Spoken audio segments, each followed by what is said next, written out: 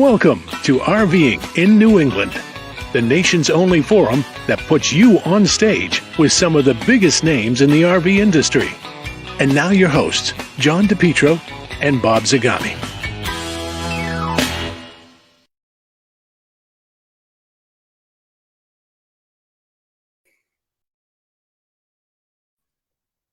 Hey, everybody. Welcome to RVing in New England.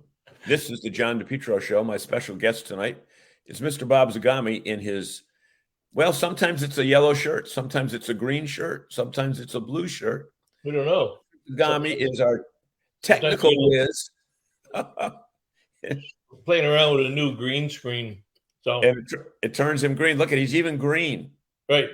Thank you so much for inviting me to your show, John. I really appreciate it. Right. I don't know what I'd do on Wednesday nights if you didn't invite me to your I know show. for the last 7.5 years, I've been bringing you on and that's right. Pretty much carrying this show. But you know what? We'll let you say a few good things tonight. And first of all, let's look up here. Now here's the theme for tonight. The kickoff, the third or fourth unofficial kickoff to the camping season. Sometimes it's March 1st, sometimes it's April 1st, sometimes it's April 15th. But Memorial Day has special meaning because, first of all, it's a salute to our heroes, if you will, for lack of a better word, but that is a good word, who have served in the armed forces. Now, there's a difference between Memorial Day and Veterans Day. Right. I was told what the difference was, but I think we kind of use them interchangeably to start and end, pretty much start and end the camping season. But we're going to talk about some cool things that are going on. We're going to let you know about some great things that are going on in the RV industry and why the RV industry is the talk of the town. And we're going to take you back to Maine, where I had an opportunity to visit last week up at Sun Outdoors. And I got to meet our friend Dante. And what I will tell you folks is this. Dante can throw down the kettle corn. Right, Dante? We were at Seacoast RV. It was our open house. We want to thank Kenny and Amanda for inviting us up. We got to meet the people from Crop and from Elevation, and the Winnebago units were there. And it was just an all-around great time. Dante, if you want to chip in and say how you liked your kettle corn, all 3 bags of it. He was top dog on the list tonight. He was there. Jerry Plant was a minute behind them from Cape Cod and Don Sayre. Jerry's back. Early. Jerry, tell us in a little post there, tell us where you went, because you were all over the place. Every time I looked down, it was a different day. And, Walter's in Greenfield and Jim Conboy is down at his place. But first, Bob, I want to talk one thing, and it's not on the agenda, but one thing about the RVing community. I've always said that they're a very welcoming and caring community. And last week on this show, you announced that you were just recently diagnosed with a form of prostate cancer. And not only did everyone who was watching the show chip in with their best wishes that night, but for the last week, you've been besieged with people from the RV community who've sent you their best wishes, but also shared with you the fact that, you know what, they went through the exact same thing. And I would venture to say that, maybe a third of the people that are watching the show right now has either had themselves or a family member, a close family member, that has been diagnosed with some type of cancer. But luckily, in your case, because of your impeccable health, I mean, you run 5 miles a day and never drink any alcohol and only drink seaweed. There we go. There's that seaweed right there, that Kentucky seaweed. I couldn't have it the last 2 weeks, John. That's right. That's right, which was throwing people off. Hey, what's wrong? I even had people calling me directly saying, hey, what's wrong with Zagami? He hasn't been drinking. So even my wife noticed it tonight. I was getting it ready. She says, oh, can you drink tonight? Oh, yeah. No, the outpouring has been fantastic. Appreciate all the thoughts and prayers. And actually saw the oncologist today and got an incredibly good report. Go ahead, share it. If you have to have prostate cancer, I hit the jackpot with this one. It's contained. It's not spreading. They can do everything with radiation, do it in 9 or 10 weeks. And he said I should be cancer-free by the time you and I go to dealer open house in September. So the prognosis, you can catch up on all the junk food again. Just in 1 week, look at what all those good thoughts and prayers did in 1 week. So, yep. I am a happy camper. Perfect. So I asked Jerry, where you been? Jerry said, at the Mystic KOA for 2 nights, a Harvest Host in New Jersey for a night, 5 days in Ocean City, Maryland, 2 nights in Pennsylvania on the Delaware, and a 7-hour drive home. Jerry, that is, you know what? I don't do 7-hour drives anymore unless I know I'm going to be on the interstates. But coming from Delaware back to the Cape, I'm sure that you had to go somewhere around New York City and then New Haven and Providence and, you know, the 95 and 195 corridor. So, you know, I salute you for that. And Dante said it was the first time he ever had kettle corn. That's why, Bob. That's why he had 3 bags of it. Wait a minute. In Maine, where the hell have you been, Dante? Every state fair, every city and county fair in Maine has kettle corn. It's an institution. In fact, that's the reason I go to those fairs, is to get some more kettle corn. I was disappointed that I missed out on Kenny's. Yep. So, Bob, there's another thing here to be aware of, is that despite the fact that, you know, you got the cancer news, there are people in our audience that still have a sense of humor. And Don Hawes said, well, yeah, there's one. There's Jim Conboy. It's the jack that keeps him going. That's right. You know, in fact, Zagami, do you want to tell the people that you said to the doctor, your first reaction when he said, you know, you have cancer, and Zagami said, well, you know, rather than chemo and rather than radiation, why don't I drink a quart of Jack a day? and what did the doctor say? He didn't agree with that treatment plan. But I tried to convince him.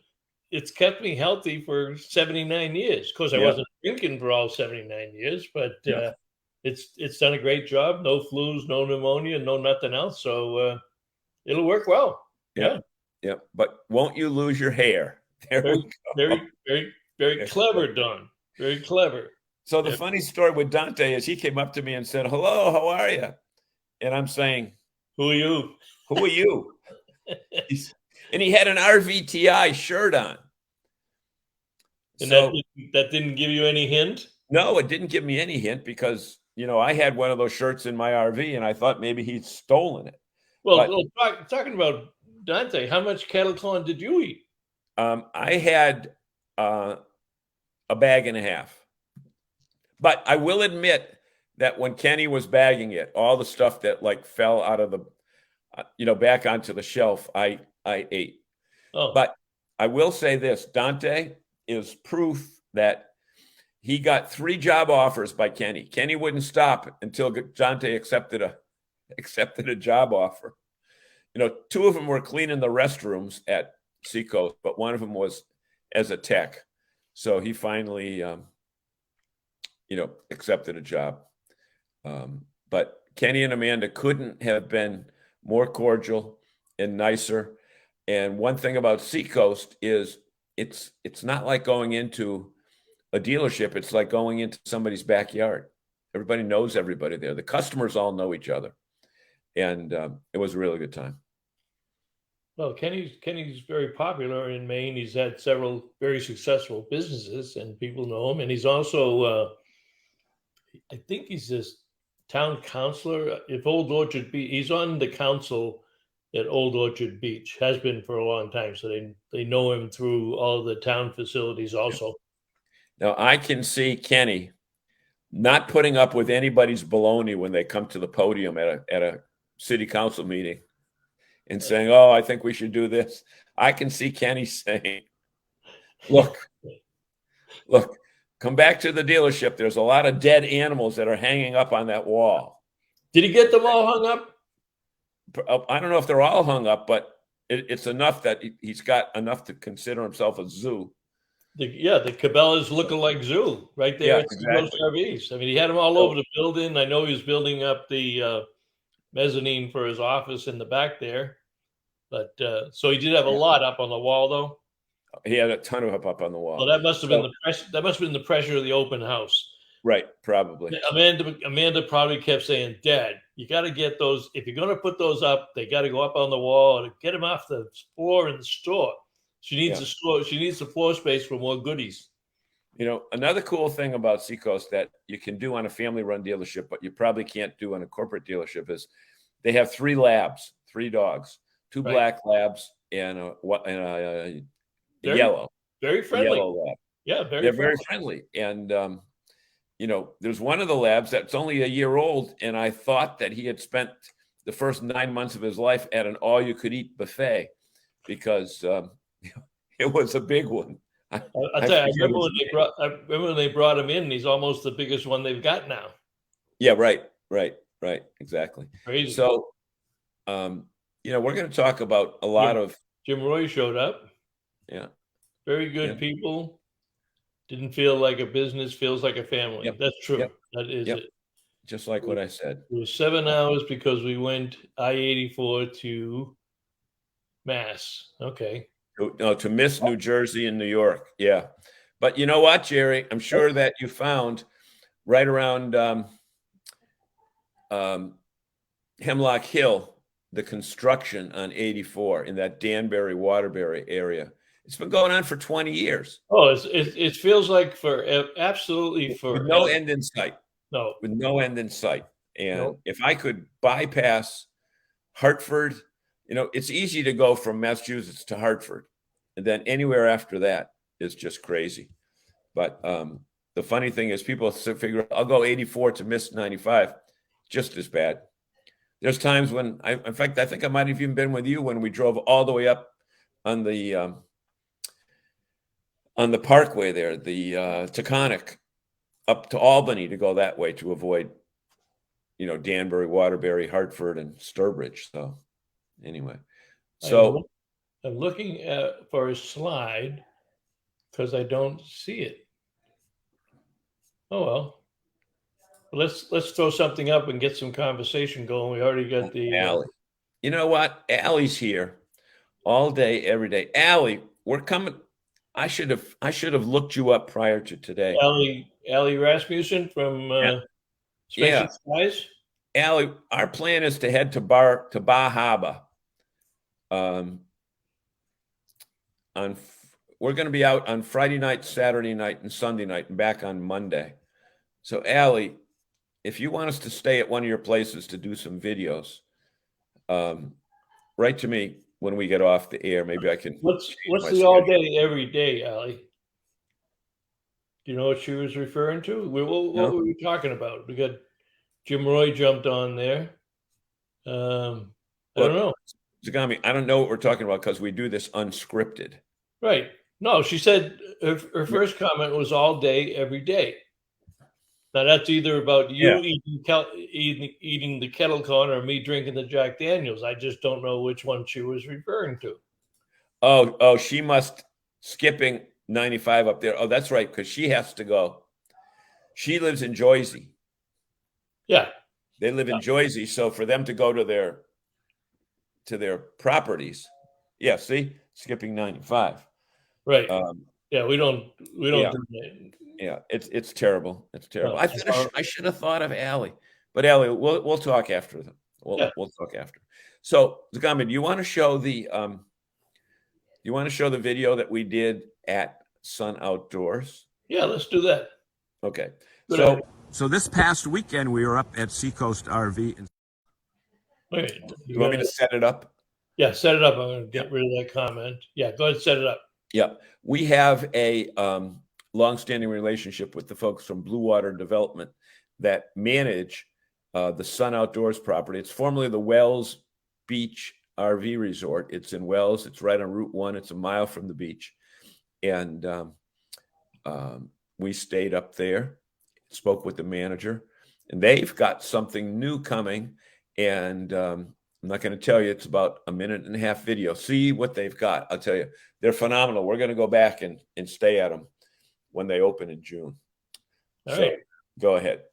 So this past weekend we were up at Seacoast RV in Saco, Maine, but we stayed at the great Sun Outdoors Wells Beach Resort, and with me is Paige. And Paige, tell us a little bit about this place, because we've been here before and we're coming back. I'm glad to hear it. Most people that come like to join us for a second time.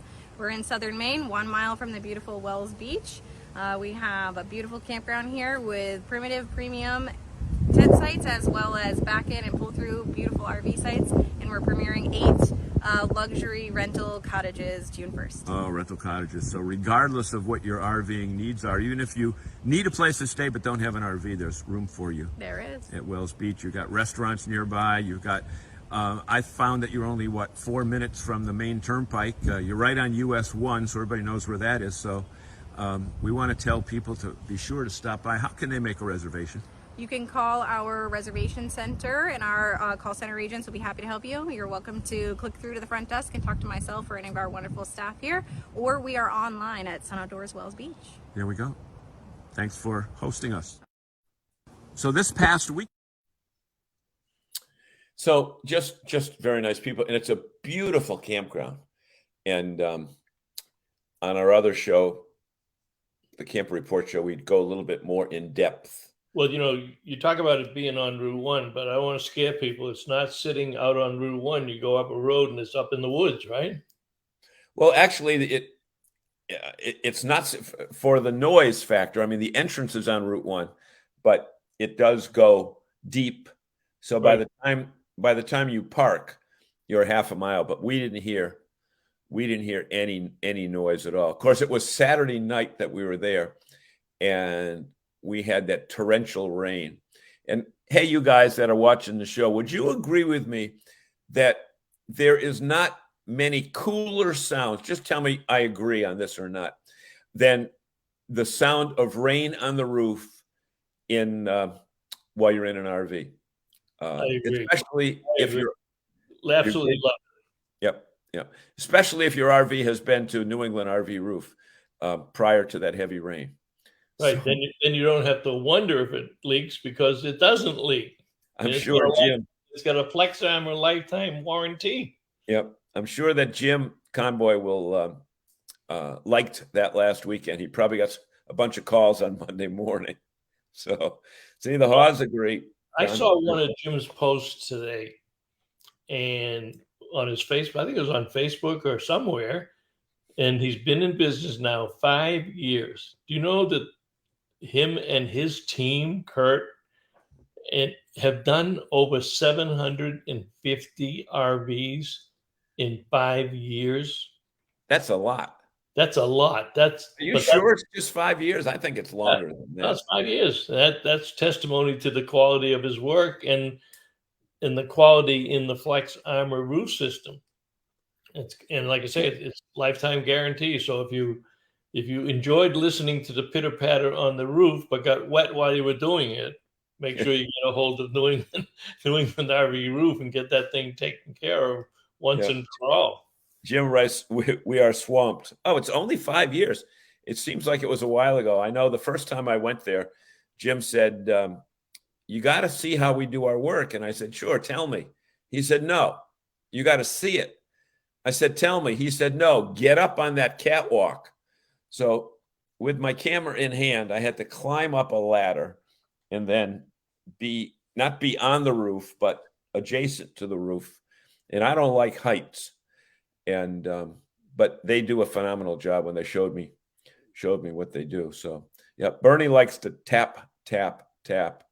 And Jim says we're swamped because there were probably some campgrounds this past weekend. Allie, did you have any places that flooded this past weekend? Because that rain came from, we just were leaving Seacoast at about 2:00 on Saturday, and then it rained up until I think 6 a.m. on Sunday.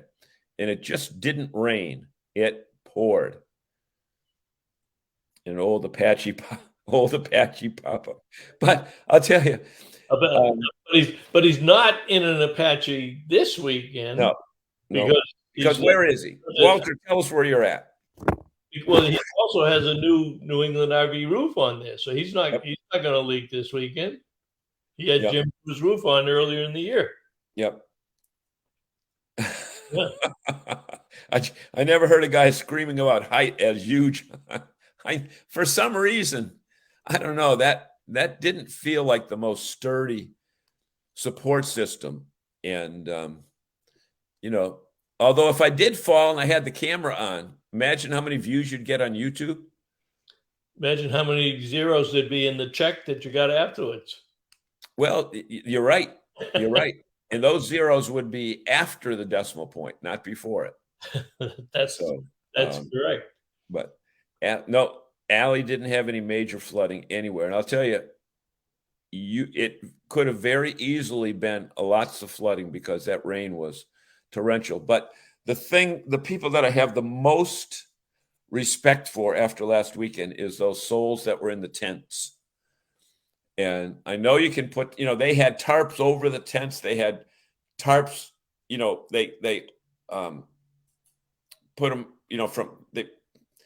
they had tarps everywhere. That's all I can tell you. But they were still there on Sunday morning. Anyway, OSHA approved. Yeah, OSHA approved. Yeah, exactly. That means you paid off the building inspector in Plainville. That's all that means. So the other thing that has been going on in the RV industry is that in central Massachusetts at the Worcester County House of Correction, some of the residents there who were in there for not too bad of a thing, they got the opportunity to take a RVTI level 1 certification course. And when they are no longer residents there, they'll be working in some of the area dealerships. And we had a chance today to speak with the High Sheriff, Lou Evangelitis, in Worcester about what the system feels about how happy they are to be working with the industry. And as Jay Leno would say, roll that tape. So another graduation for the RVTI certification program. Yeah. With, your people are becoming RV certified technicians. Yes, we are. What do you think about it? Well, we're so grateful for an opportunity like this to have the RV company come to us and ask us to train our inmates for really high-paying quality engineering jobs in the RV industry. And I didn't realize that the RV industry is really having a hard time meeting production needs and that they're looking for trained employees. Who better than to come to the House of Correction? People earn their way into this program. I think we had 9 graduates a couple of weeks ago, and those guys are ready to go. When they get out, they're going to be paying jobs probably starting at 30. And if we get the second level of certification, which we're working on now, we could end up getting them $50 and $60 hour wage jobs. That's what keeps people from coming back, reduces recidivism. The idea is to give people opportunities to turn their lives around, and those in that program are doing it, and we're grateful for that RV program. It's incredible. And the RV community is grateful to the Worcester County Sheriff's Office for inviting us in with these programs to make it better for everyone. Yeah, well, I'd like to just mention one thing on top of that, and that is that we, I believe, are the only second correctional facility to be involved in this program. So, John, when you gave us a call... In the country. Yeah, when you gave us a call and we offered to be part of this, it was an honor for us. It wasn't something we took on with any reluctance. We couldn't believe we were so fortunate to have this type of technical training for inmates at the jail that will allow them and provide for them to get these really high-paying jobs. It's going to be great. It's a great program, and it's only getting better. Thank you, Sheriff. Mm-hmm. Nice, very nice. I know, and in fact, I talked to Chris Doherty today, and he's starting another program. I think next week, after the holidays, he's starting another program down at the jail there. But it's a great opportunity. It's a great career field. And speaking about career fields, something else that's coming that you'll start seeing stuff probably after the Memorial Day weekend on Saturday, June 10th. Is National Go RVing Day. And that's an annual event held on the second Saturday in June every year. This is the second year that they've done it under the Go RVing umbrella. We're working on a couple of ideas for our dealers, see if we can't have some coordinated effort here among the NERD dealers on that particular date. But be aware, you may see even some more spectacular sales on the on that particular day. And speaking about sales, we've talked about it the last couple of weeks, but it's a nationwide phenomenon. When you stop and think about Phenomenon. prices, You're using some $10 words there. yeah, but the prices that escalated quickly from manufacturers to dealers and from dealers to consumers during the COVID years are coming down, and even at the manufacturer to the dealer level. So it creates a little bit of a dilemma for the dealers in that they got 23 model years on there, and 24s are going to come in a little bit less. And many of the dealers still have a lot of 2022s on the lot, and they are advertising some incredible prices. So you don't even need a sale or an open house. If you are ready for your next RV or see an opportunity here to get a tremendous discount on a 2022, still brand new, still on the dealer lot, they are making deals on 2022s. Every one of our NERVA dealers. So if they couple that with an open house or some extra discounts or some extra gifts to buy during the open house, take advantage of it. But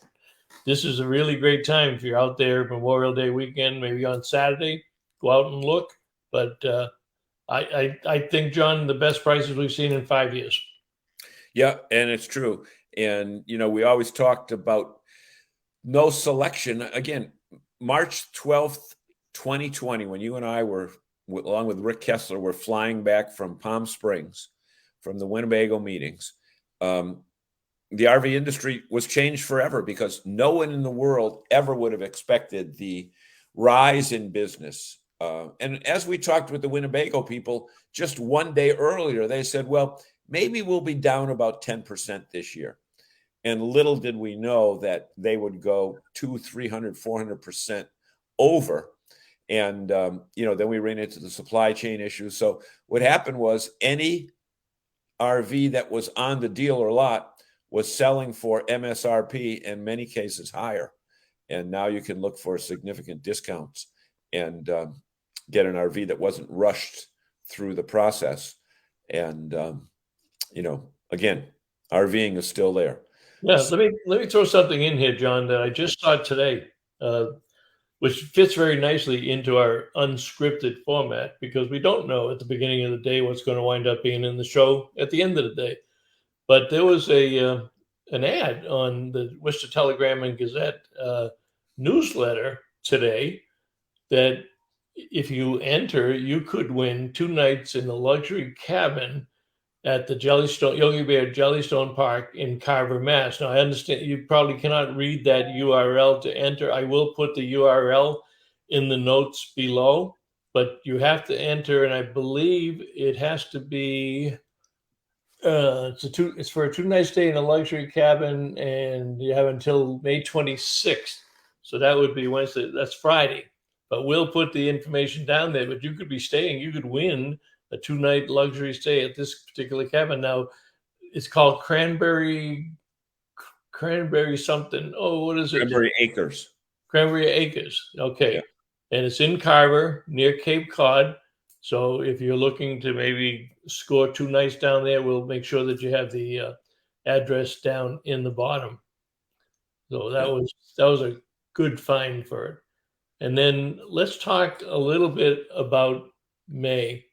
KOA, our good friends at KOA, issued their monthly report, and that's there down below there. You can see the household camping by month, which gets up to in June, 16.5, all the way up to 26 million people camping in July. And 56% of campers are likely to camp in the next 90 days. And I'd venture to say most of the people on the call tonight will actually be camping in the next 90 days. And how are they planning that, John? Well, the interesting aspect of it at the time that this came out, 52% of campers hadn't booked any camping yet. Now, very, very interesting. Last week we had Joel Holland on the show. Joel is the owner of Harvest Toast, and Camper Scan is a new program that actually we world premiered right here on this show. So there are RVers there's 2 kinds of RVers. The Walter Swenson type that likes to be booked a year and a half out, okay, that knows exactly the minutes it will take him to drive from Massachusetts to Florida. And then there are the John DePietro types that says, you know what, I'm not planning anything because my ADD might kick in and I might decide to go to a Frank Pepe's Pizza in Danbury and wait out the traffic instead of, sitting on the traffic on I-84. So I may not have a campground until a couple hours before. But now with Camper Scan, right? Camper Scan, Yep. Through a small membership fee, I can do that. So this kind of says 52% of people haven't booked yet. And, what they're doing for Memorial Day, plan to entire week before or after. And I'm sure that Allie might be able to tell us through just posting on the right if she's booked heavily for this weekend or booked for 4th of July, or as they continue to pick up new parks, do they get people to come in off the street?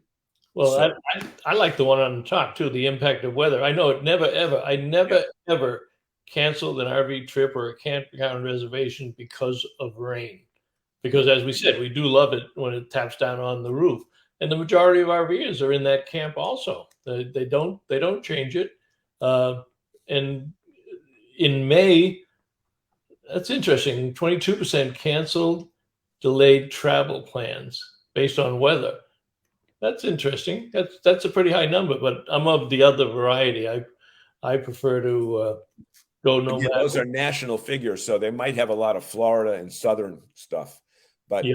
In May, in April in New England, April is totally different than May in New England because just the 30-day difference in the type of weather that you'll find. And in so many cases, I won't change plans because of rain. I'll change plans if there's flooding, where the campground might not be available or the attractions might not be available, or it's just dangerous to get there.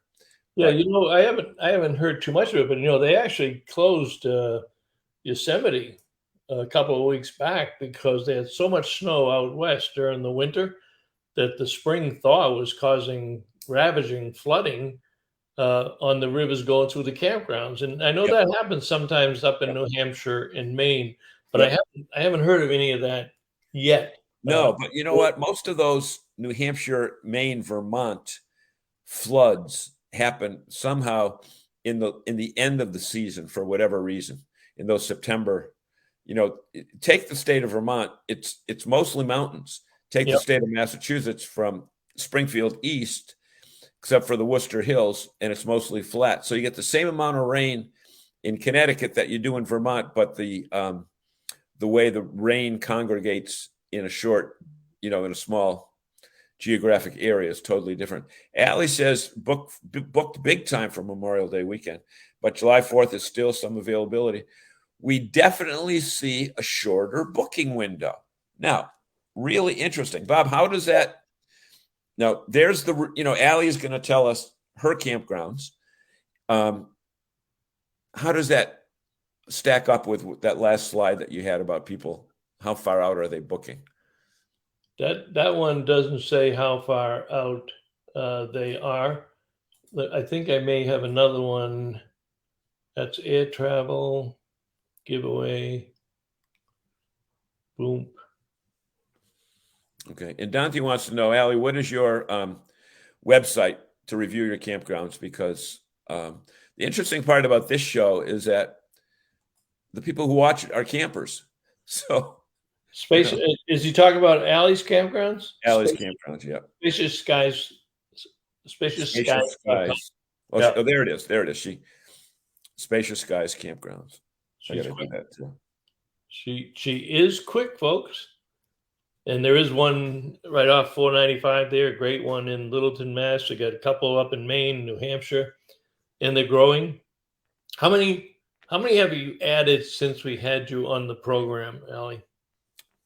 I think one, but you may have another one are getting ready for. And you know what? We met her at the Boston show. Right. And one of the things that I said was, of all the campgrounds up there, the two ladies that she had running the booth on Friday and Saturday, I think Allie showed up on Sunday, up to 15 boys. 15 boys. We are up to 15 boys or 15 campgrounds. Yeah. Yeah, it was up. It was up around there. Yeah. As we talk about people's plans, one of the things that is a sore spot for many campers is air travel. It is unbelievable the distaste that people have for air travel in planning their vacations, and it is kind of crazy because, according to the RV industry and the campground industry, 12 million people will be camping this weekend. And according to AAA, 17 million people will be flying this weekend, including Bob, yours truly. You got to change that word. Are hoping to be flying this weekend. That's correct, because we were supposed to fly back to Boston last weekend, and we spent the day in the Fort Myers airport, and they finally canceled the flight after about 8 hours. Right. We ironically have the same flight going out Saturday this week, and hopefully it will get to Boston on time so that we can celebrate little Bobby's 10th birthday in a peaceful and relaxing environment. But 65% of all travelers have canceled airline trips and replaced with other travel. And if you've spent any time in an airport lately, you know why. The thing that baffles me is, what do we have to do to convince those other 17 million that they really ought to be camping in an RV or touring the country in a motorhome or renting a cabin at a KOA campground or one of Allie's campgrounds? There's so many. Think about the potential of this industry. That's what keeps me excited about this industry. We still have 17 million people out there who don't know what we do for a living, who've probably never been in a campground, and think the greatest thing in life is to be able to go from point A to point B on an aircraft. When you spend more time in the airport before the flight and after the flight than you do with the flight. Yep. That's absolutely true. I know 2 weeks ago when you and I went out to South Bend to Elkhart, I left Boston on a 5:30 flight, which means I had to get up at 3 a.m. And I think your flight was a 6:30 or so. You had to get up at 4 a.m. Yep. And I made it to Elkhart by noon, and you never made it to Elkhart that day because there was some problem with the plane. So you went all the way back home. No, you didn't. That was the other time. But you stayed at the airport for 6 hours, and then I picked you up at 5 o'clock at night. So, right. And you had half a day's work done in the afternoon. Right. While I sat at the bar. Right. Exactly. So, look at Don Hawes says that's exactly why we're driving from Texas to New Hampshire next month. Folks, these airline delays are not occasional exceptions to the rule. They're becoming the rule. And what's happening is there are people that don't fly much, that don't know how to deal with delays. And there are people that don't know how to pack a bag that will fit in the overhead compartment. And how many of us have been on a plane where somebody has a bag that should have never gotten through security to begin with? Right. And they're trying to jam it in. And, last week when we were on the flight, we went from a Boeing 757 to a regional jet, which you basically can't fit a baggie with a peanut butter sandwich in it up top. And you can't put the table down to work on the computer because there's no space. You can put the table down, but it pops a couple of buttons on your shirt on its way down because it's so exactly. Well, I pop buttons on my shirt just by trying to button them. Yeah. But Ali says, it is part of our mission to show those folks the RV way. Once you do, you never go back. I agree. It's just, it is truly unbelievable. And sometimes our industry loves to pat itself on the back about how many RVs they sell every year and how many people, 10 million, 12 million families camping.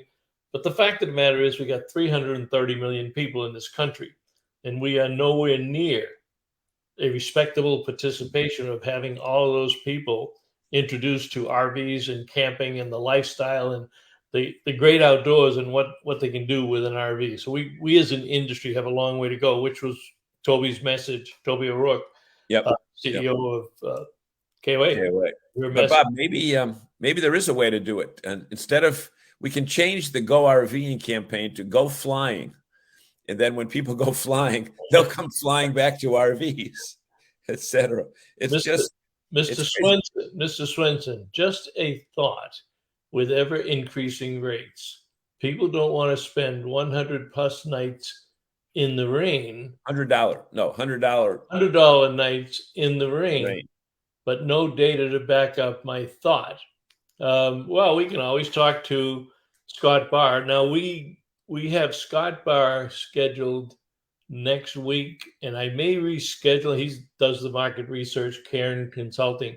I may ask him to reschedule because that's the week, the Wednesday before National Go RVing Day, and I'm going to try to have a couple of dealers doing open houses, and I might have them on. And speaking about that, I did tease you a little bit last week about our guests this week, who were going to be Ron and Rose Seidel, who I had the pleasure of working with Ron when I owned my document imaging company. He was one of our Minolta representatives, and we stayed in touch after he retired. And he has a big Jayco fifth wheel, and him and his lovely wife, Rose, took on their bucket list trip, and he's had it for 3 years. And Ron is very meticulous. Everything works. Everything's clean. If I joked with John today, if you saw a picture of his house, it's a postcard out of HGTV, spotless. Well, he is in Wyoming, and the jacks on his fifth wheel collapsed the other night. He was not hurt. He was down near them. It took all that they had to do to jack it up and put wood blocks and get it hooked back up to his truck. So he is hooked up. He can drive, and he is traveling. But he's had a difficult time trying to find a mobile technician who could fix it because he's out in the middle of nowhere. And he did find a 5-star dealer in Cody, Wyoming. And when he called him, he said, I sympathize with you, but this is Friday. You're going to get here Friday before Memorial Day weekend, and I'm not going to be able to get to all my customers. So Chris Doherty was nice enough to give him a call this afternoon. I talked to Chris, make sure that his plan was good. He's got a great plan. He's got Lippert overnighting new parts, and he's got the next city after that, Bish's RV out west, is going to do the installation. But with all those things on their mind, I said, Ron, let's reschedule because I want you to have fun with our audience. And he's got some really great stories. Now he's added to it with the story about his jacks, but he's got a great story about how he avoided some tornadoes, and I don't want to give that away, but we will get them back on probably in 3 or 4 weeks. So that's why if you tuned in specifically to that, I apologize. I should have mentioned it at the top of the show, but they do that. Jerry says, we're booked Sun Outdoors in Ocean City a month in advance, the rest of the trip the week before we left. Hey, Jerry, how many Spacious Skies campgrounds did you stay in on this trip? Because you were tuned into the program with Allie, and I'm sure she'd love to see if you got any feedback on that. Monica, I was wondering, some of you folks may have seen that. So we had a fatality at a campground here being New Hampshire. A man was killed Sunday afternoon when a camper he was working underneath fell, pinning him to the ground at a campground in Hempstead, New Hampshire. So yeah, if you're going to work on your vehicles, folks, be very, very careful. And another thing, Bob, don't work alone. Good point. He evidently had some supports, but they were not strong enough for the unit. and don't work alone. Even if your spouse or kids are with you, have them be watching, so that if anything happens, you've got medical care that can come right away.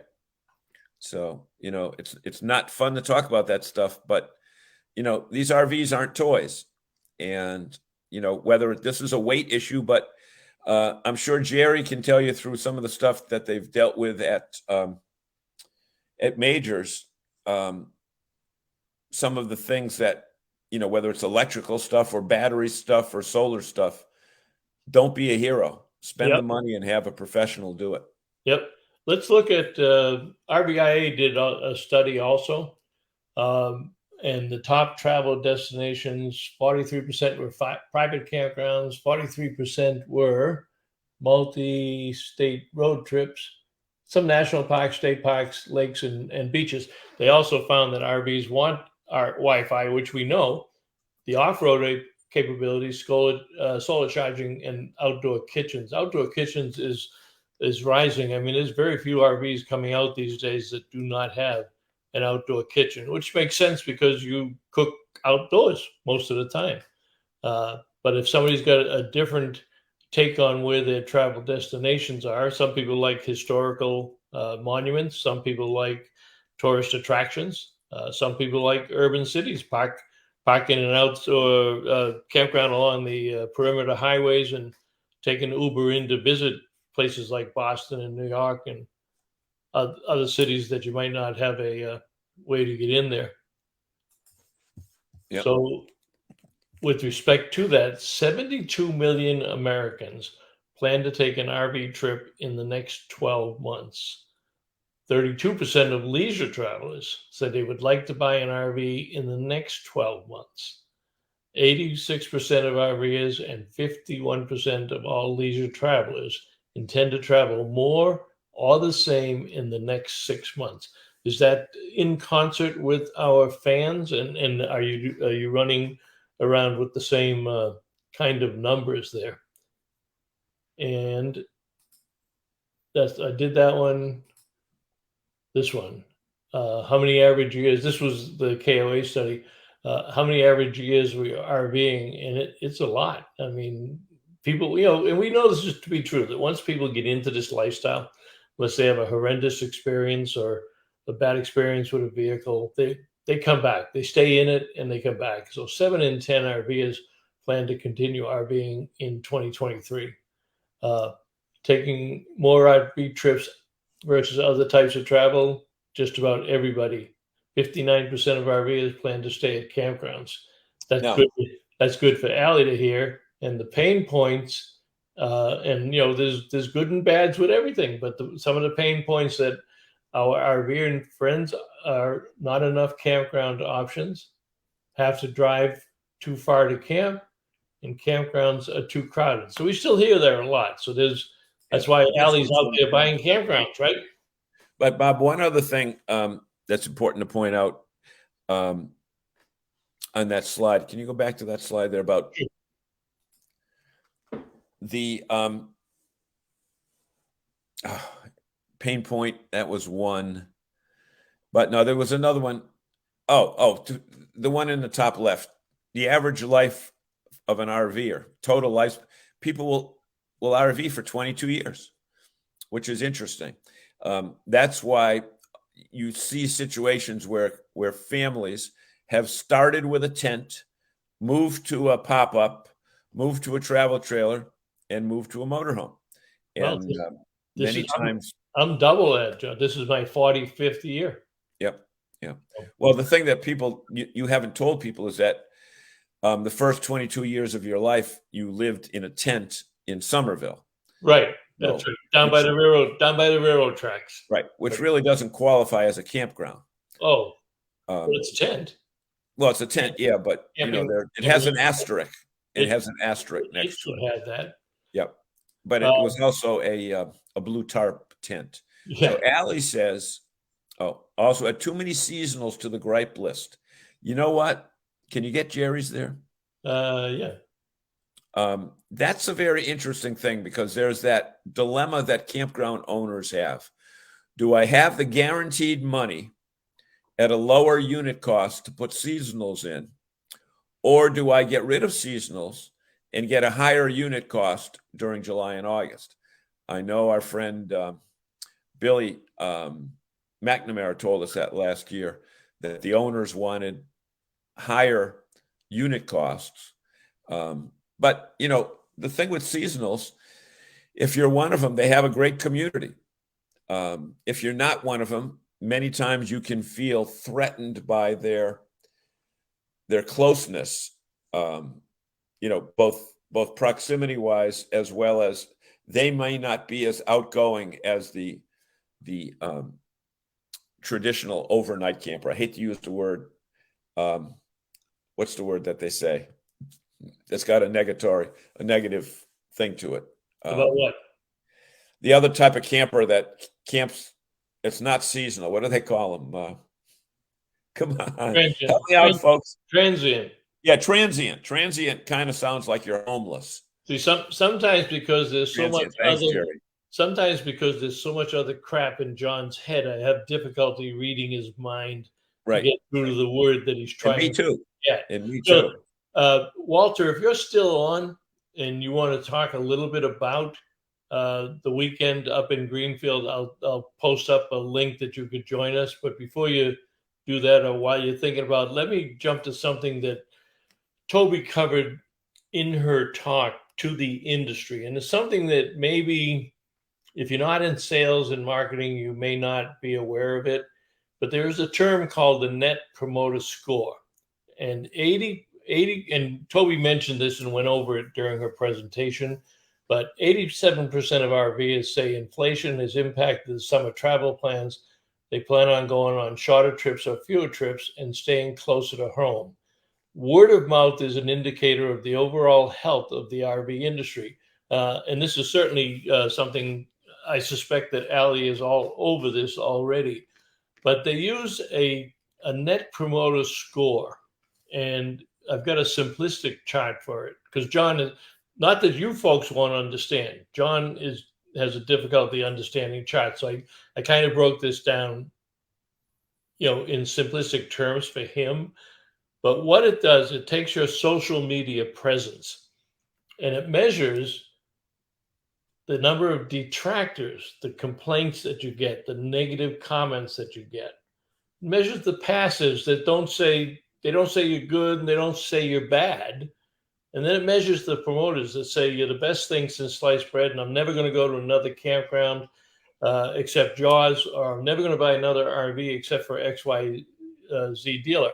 And so it takes the promoters, those top two fields, minus the detractors, and it doesn't count the passes, and you get a score. So if you get a minus score, you have more people who dislike your company. If you get a plus score, you have more people who like your company. Now, you want to be in the 70 to 100% range of a Net Promoter Score. So if you haven't heard about it, and this can apply to any business, by the way, but if you haven't heard about it, you're going to hear more about it in the RV industry because Toby basically challenged every manufacturer and every campground, who are the two most visible aspects of our industry, to start measuring their Net Promoter Score. Now, obviously, you're going to advertise it if it's on the plus side, but you really got to be up there in the 70 to 100. So let's say you do it and you come out at 0, but at least you're not in the negative, and you can start to put plans in process. And it involves making sure that every person in your organization, whether it's the person that says hello at the front gate, the person that smiles and greets them at the registration desk, the person that takes them to the campground with the golf cart, or somebody at the food service that you have at the campground, every person, make sure that they smile, that the customers are happy, because those are the customers who are now fully ingrained in social media. They will go on the websites and say something nice. You have to push the business to that end of your consumer experience. Yeah, we just have a couple minutes left, but let's ask Allie if she does I know exit survey is not the right word, but a survey with the people after they've checked out. I know with Marriott's, I always get one. How was your stay? I got one with my doctor's appointment last week. How was your visit?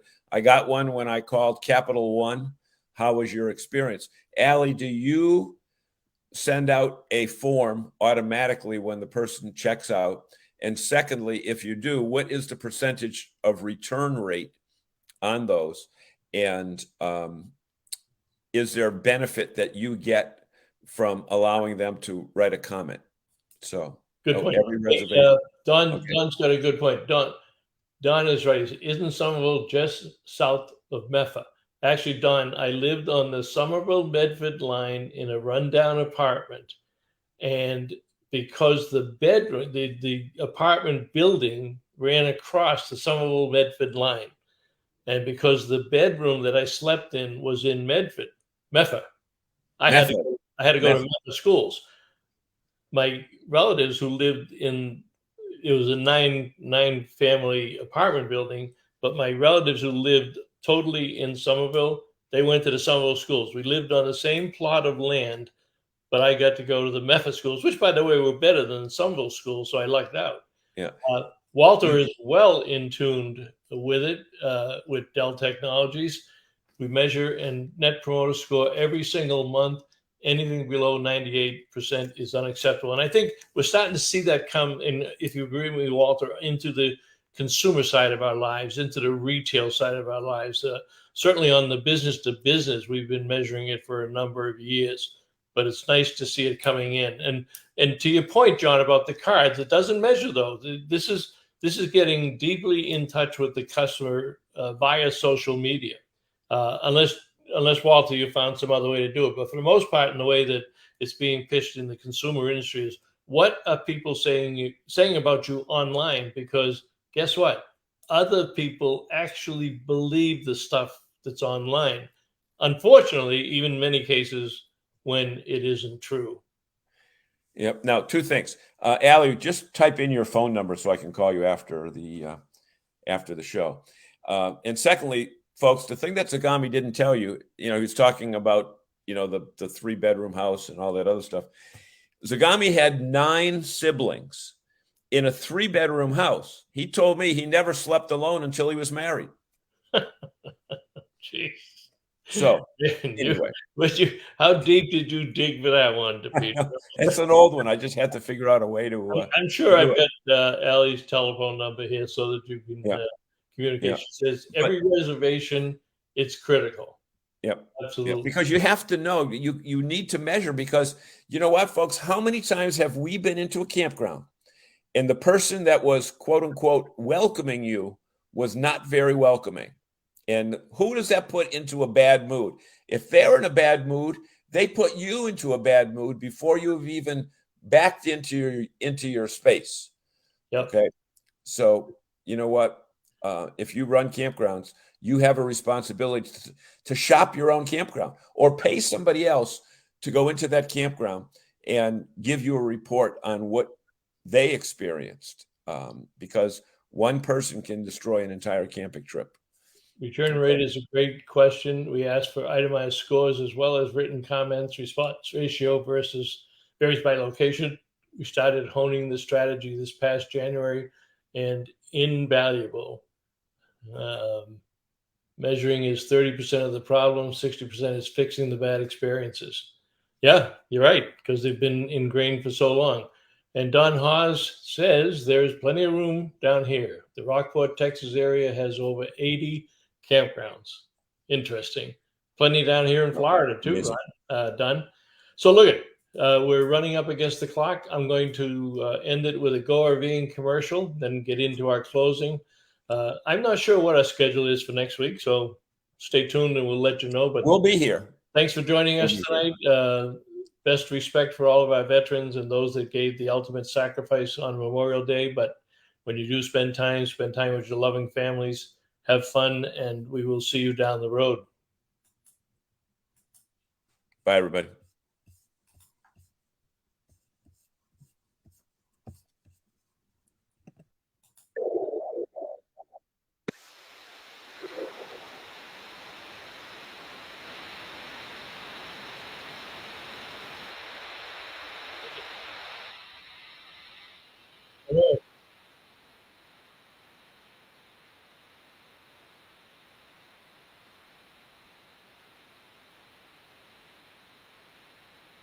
sleep. Because tomorrow, we go on again.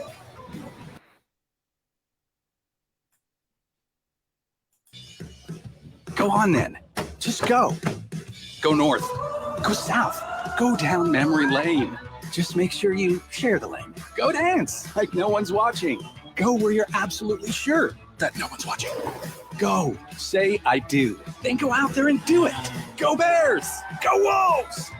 That's a wolf. Go, go, go, go, go. And at the end of the day, go to sleep. Because tomorrow, we go on again. All right. So we will see you next week. This edition of RVing in New England was a presentation of the New England RV Dealers Association. Thanks for watching, and be sure to like us on Facebook, YouTube, and Instagram.